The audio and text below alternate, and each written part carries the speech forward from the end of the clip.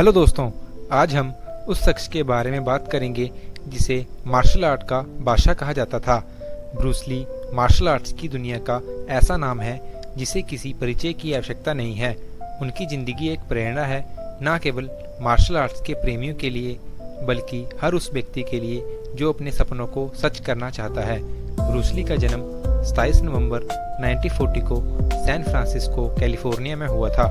उनके पिता ली हुई चुएन एक प्रसिद्ध चीनी ओपेरा गायक थे। उनकी मां ग्रेस हो जर्मन वंश की महिला थी। बचपन से ही ब्रूस ली का जीवन बहुत रोमांचक रहा। वे बहुत छोटी उम्र में हांगकांग चले गए थे। ब्रूस ली का असली नाम जून फैन था, लेकिन उन्हें बचपन में ब्रूस नाम से बुलाया जाता था।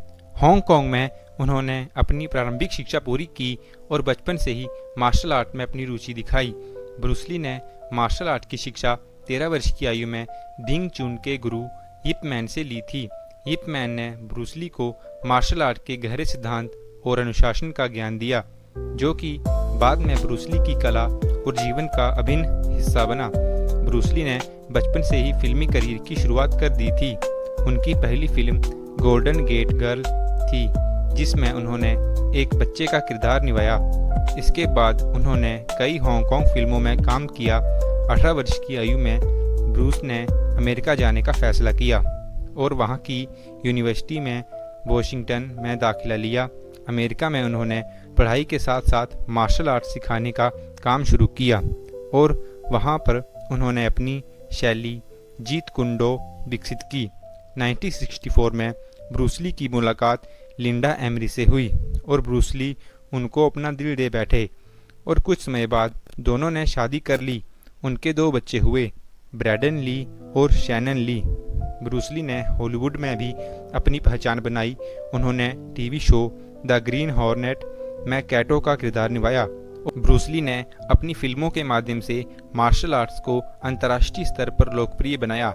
1973 में एटर द ड्रैगन की रिलीज के बाद ब्रूस ली की मौत हो गई। 20 जुलाई 1973 को केवल 32 वर्ष की आयु में उन्होंने दुनिया को अलविदा कह दिया। उनकी मौत के कारणों को लेकर कई सवाल उठे, लेकिन आधिकारिक तौर पर इसे मस्तिष्क में सूजन का कारण बताया गया। ब्रूस ली की मौत के बाद भी उनकी लोकप्रियता में कोई कमी नहीं आई।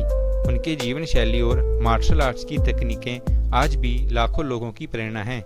ब्रूस ली ने अपने जीवन में कई उपलब्धियां हासिल की और मार्शल आर्ट के क्षेत्र में एक नया आयाम दिया। उन्होंने सिखाया कि मार्शल आर्ट केवल शारीरिक शक्ति का खेल नहीं है, बल्कि यह मानसिक शक्ति और अनुशासन का माध्यम भी है। आज ब्रूस ली को न केवल एक महान मार्शल आर्ट्स के रूप में बल्कि एक दार्शनिक, शिक्षक और अभिनेता के रूप में भी याद किया जाता है। उनके जीवन की कहानी हमें सिखाती है कि हमें हमेशा अपनी क्षमताओं पर विश्वास रखना चाहिए और कभी हार नहीं माननी चाहिए। उनका कहना था कि जैसे पानी का बहाव बाधा को पार कर लेता है, वैसे ही हमें भी अपने जीवन में आने वाली चुनौतियों को पार करना चाहिए। उनके द्वारा दी गई शिक्षाएं आज भी हमें प्रेरणा देती हैं और सिखाती हैं कि कोई भी सपना हो छोटा नहीं होता, बस उसे पूरा करने का हौसला होना चाहिए। आपका कीमती समय देने के लिए बहुत बहुत धन्यवाद। अगर आपको ब्रूस ली की यह कहानी पसंद आई हो तो वीडियो को लाइक और चैनल को सब्सक्राइब जरूर कर दें। धन्यवाद।